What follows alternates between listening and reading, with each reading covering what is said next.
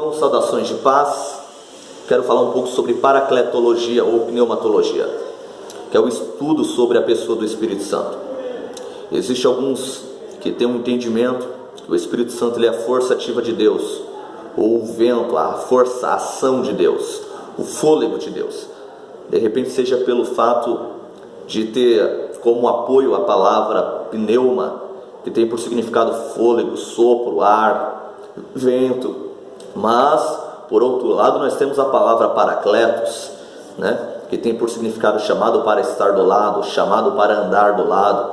A palavra paracletos, ela está baseada numa palavra grega, que tem também por significado consolador, ajudador, advogado.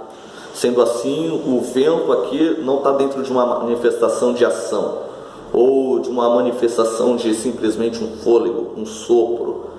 Nós vamos ver aqui uma atribuição de uma pessoa. Vamos abordar isso de uma forma mais clara. O Espírito Santo ele não se baseia simplesmente em uma força ativa de Deus. O Espírito Santo ele é o próprio Deus.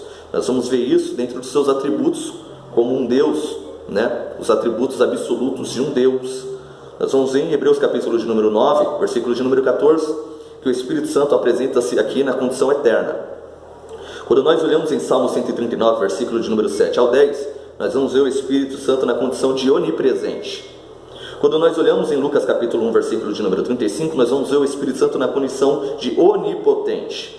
Quando nós olhamos em 1 Coríntios capítulo 2, versículo 10 ao 11, nós vamos ver o Espírito Santo na condição de onisciente. Isso são atributos particulares de um Deus absoluto.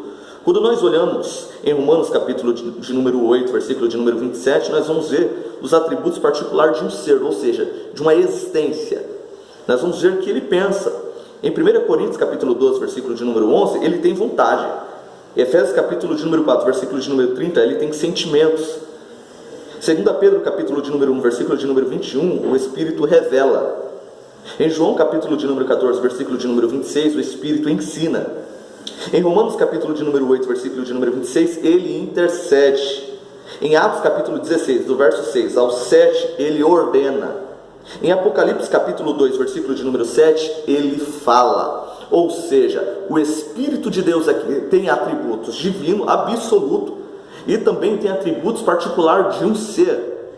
Quando nós olhamos em Romanos capítulo de número 8, versículo de número 9, nós vamos ver que o Espírito Santo também é chamado de Espírito de Cristo, ou seja, se referencia a um Deus.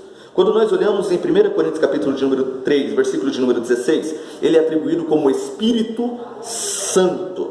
Quando nós olhamos em Gênesis capítulo 1, versículo de número 2, ele também é chamado de Espírito de Deus, ou seja, ele é o Espírito Santo, ele é o Espírito de Cristo e ele é o Espírito de Deus. Sendo assim, nós conseguimos desmontar qualquer tese, qualquer entendimento de que o Espírito Santo não é Deus, ou de que o Espírito Santo é apenas uma força ativa de Deus, ou simplesmente um vento.